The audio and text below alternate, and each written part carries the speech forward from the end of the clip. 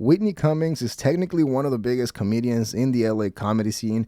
She has a huge YouTube channel. She is part of the well-oiled Hollywood machine and is close friends with Joe Rogan.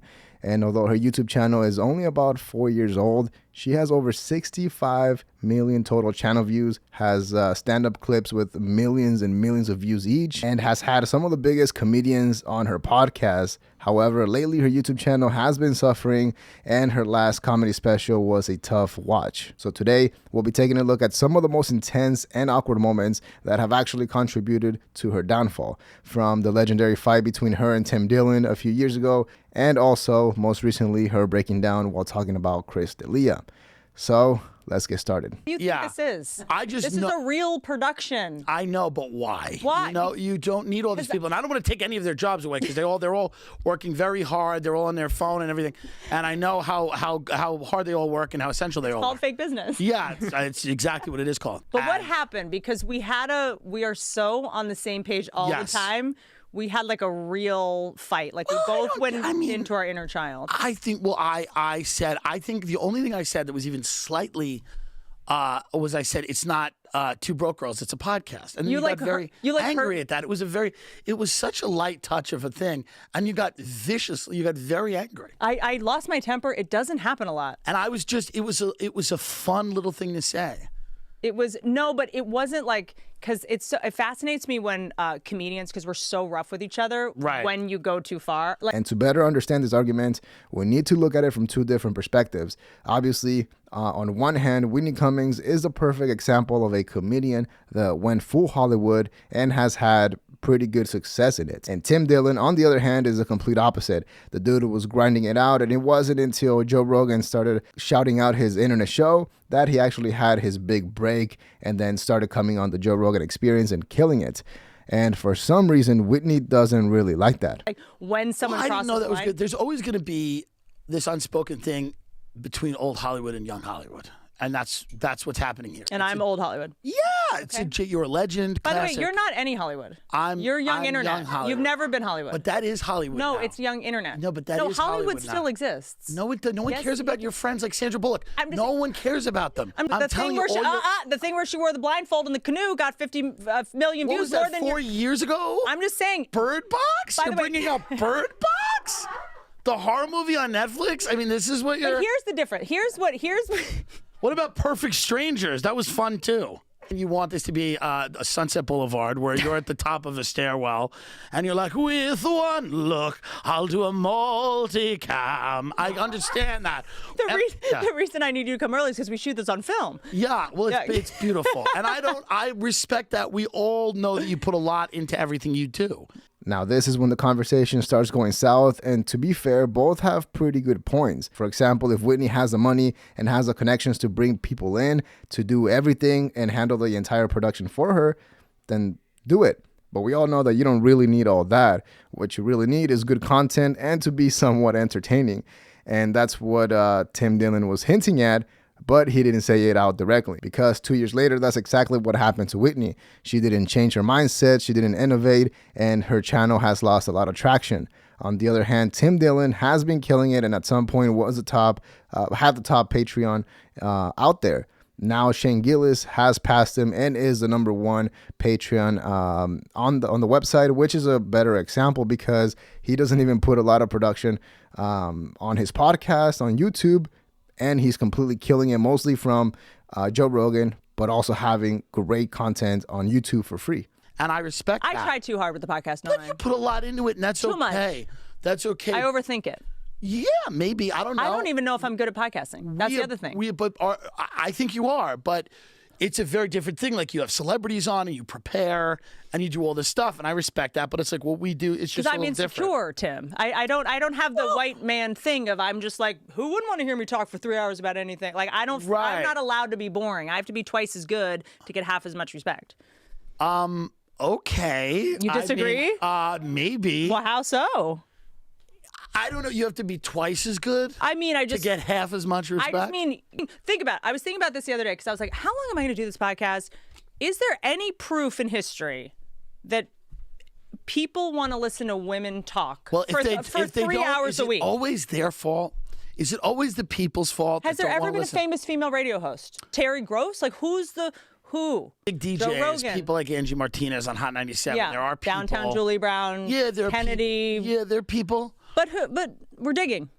Yeah, but who? I'm trying to assign blame for that. I can't assign blame. Obviously, Tim's reaction says it all, and the fact that Whitney wants to take it there is so wild to me, especially since she's one of the richest female comedians out in LA. And also, that's a horrible take because there's a lot of people out there like Angie Martinez, Alex Cooper from the Call Her Daddy podcast, who signed a $60 million Spotify exclusive deal. And even in places like Mexico and South America, some of the biggest comedians are females, are women. But because Whitney was one of the many that actually benefited from Joe Rogan's massive audience, now that she hasn't really come out with new stuff, she thinks that it's their fault and not hers. I'm just going to start by saying, there's an obsession with female comedians right now. There's always kind of been one. We always joke we're the most hated species of human on the planet because, it's like, we have the audacity to go on stage and the courage to go on stage and say, I'm a piece of shit. It's like I'm a piece of shit in the center of the universe. And we charge people money to hear us talk for 2 hours with no chance of having sex with us at the end. But, fans only. I entered into this with a very clear idea of knowing, like, I'm going to be hated by a lot of people for reasons that have nothing to do with me, right. And I'm going to be loved by a lot of people for for doing this part? No, just being a female comedian in general. It's a lot of right. Because I have imposter syndrome too. If you guys are like, how dare you think you do? I'm the same way. I'm like, how dare I? For example, that clip was from one of her most recent episodes, and she still repeats the idea that nobody wants to listen to a woman talk that they can't sleep with, and goes on to say that female comedians are the most hated people in the world, which is crazy. Not only that, but she is still in denial by thinking that social media or YouTube doesn't help comedians at all, even going as far as telling Bert Kreischer to his face, Bert Kreischer, a comedian that has a video with over 60 million views and basically blew up over a single story on the Joe Rogan Experience. He tells him that the reason why he is where he is at now is not because of social media or YouTube. No, it's because he did morning radio in small towns. What? Because I'm now, you've been, you've inspired me so much with how hard you worked on the road. Everything you have built has been from you touring. When people say, oh, he's selling out, we made the jokes on the road, you sell at the Smoothie King Arena when you go into your hot tub. Bullshit. It's a joke. It's funny. But Bert has been going back to these towns every year for 20 years. That's why they come back. And they go, 2 people came 15 years ago and they went, that was hilarious. Next year, I'm going to do a double date 2 friends. And then you kill again when you come back. And then next year they go, I'm going to bring my office party. And the next year they go, holy shit, let's bring our family reunion. Your social media is brilliant and great. It does get people to know you're there, but that's not why they're buying tickets. It's because you have already done that market so many times and the word of mouth in that market. It's not why. And you'll find that you did radio in those markets. I did radio in those markets 15 years. Okay, so a couple of things to unpack here. First of all, Bert and Whitney were some of the few comedians that actually came out and spoke out against Chris D'Elia when the whole thing went down. So it makes sense that maybe Whitney thought that she would get a good reaction from Bert by telling him that, and that they would be on the same page when it came to D'Elia. But the exact opposite happened. I sleep really good. You know That's what? so funny Also, when you talk about that a couple incidents in my life. The reason I'm interrupting is because I'm going to lose the bravery to say this. Go. Which is I had to publicly come out against one of my best friends about something horrific. Mm-hmm.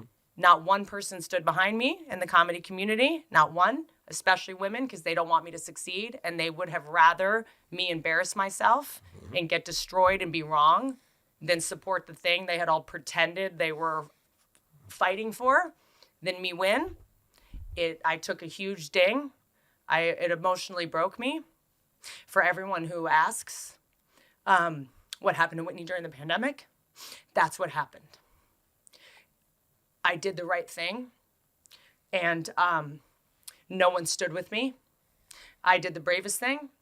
I know that now, and it broke me. For the entire time, Bert did not say a word. they didn't show his face on camera. And it wasn't until Whitney eventually pivoted and changed the conversation to a whole nother subject that he actually said something. This is probably because most recently he was on the Fighter and the Kid podcast and actually talked well about Chris D'Elia, saying that him and Brian Callen were some of the most funniest. They had some of the funniest clips out there. So it does make sense that Bert didn't want to touch the subject and didn't want to comment on it, essentially leaving Whitney Cummings out there by herself. By the way, if you're liking what you see so far, please hit the like button and subscribe to the channel. It helps out so much to push the videos to more people, and I really appreciate that. Thank you. Yeah. And that's okay. I didn't need anyone to. It was whatever. It was what it was. But I think that Anita Hill thing, when you go, maybe I'm not meant to be more successful than this. Maybe God, the universe doesn't want me to go past a certain point. So every time something knocks me down, and in my brain I go, oh, this was such a roadblock, or this was an obstacle, but maybe I'm not. Maybe this is good enough. Maybe I don't need to be Kevin Hart with explosion. Maybe I just need to kind of. Maybe it's not healthy for me to be any more famous or something. Maybe it's unhealthy for me to be any more successful. Maybe it's too dangerous. Maybe it's whatever. But because also. Now, here's where things get a little bit weird, because not only does she think that her career suffered and she has a hard time just because she's a female, she's a woman, but also because she decided to stand up for what was right, and that no other female comedians stood up with her on purpose to watch her essentially embarrass herself, which is not what happened. Sure, maybe it was a combination of that and also what happened in 2020 around the world, and the fact that some of her closest friends were being accused during the Me Too movement. All that essentially pushed her into this cycle of focusing on her image and sending the right message instead of focusing on her comedy. Because we have already talked about and reviewed her last comedy special in detail, and it was tough. And it's kind of similar to her other past comedy specials that are mostly all about either female to male relationships, sex, being a woman, dating, being sexy, and all that kind of stuff. So as time passes by and you grow older, I would assume that you would need to change it up a little bit. And hey, to be fair, when she's saying that her career took a hit after she stood up against D'Elia, it really means that she doesn't get to be a billionaire or have $500 million in the bank, but she is still in a way better place than like 95% of the population out there. So hearing her talking about making bad business decisions doesn't make me really feel that bad. The first person ever to believe me do stand-up was you. From the very jump, if you remember. That's true. Because I remember I was doing a speech at Ohio State for their national championship game, and I asked you, because you did one at Penn, I think. Oh, yeah, I spoke at their graduation. And so I was like, man, I need some tips. And then I remember you helped me on that. And then, oh, yeah. And then you were like, and I remember we were driving somewhere, you're like, you're going to be doing this. Like, whenever you decide you're going to be doing this, you're going to be performing in front of crowds. I was like, God, she's crazy. We were going to or from Chipotle. That's right. And I just, look, I don't want to give anyone any more credit than they deserve. I just remember you being so quick in your... And now this is where things get fun. If you've been watching or listening to The Fighter and the Kid for a long time, you might have known that at some point, Brendan Schaub and Whitney Cummings were about to be a thing, but the whole thing didn't happen, and it ended when Whitney Cummings found out that Schaub had an actual family. And what's funny is that a lot of people think that because of this attraction that Whitney had towards Brendan Schaub, she actually pushed him and helped him out a lot into getting started in stand-up. So essentially making her the actual responsible person for Brendan Schaub's career in stand-up comedy. You have a body like Patrice and a head like Beetlejuice. You look like an albino earthworm. You just ugly for no reason. You look like some shit from Men in Black. You look like you'll be in there. You'll be around the coffee machine. You look like Lizzo dressed like Suge Knight for Halloween.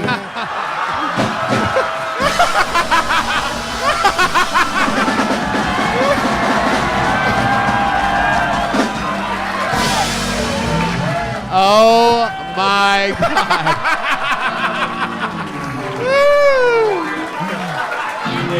Chaos. Now, to be fair to Whitney, she is no longer virtual signaling, and it kind of looks like she's back to her old self because she did have a great appearance on the Flagrant podcast in which she destroyed Andrew Schultz. I recommend you watch that episode or watch my video about it. It was very funny. But yeah, it'll be interesting to see what happens in the future. But let me know what you think in the comments below. Leave a like, subscribe to the channel to support. It helps out a ton. Dislike if you didn't like the video. But that is all we have for today. Have a good weekend.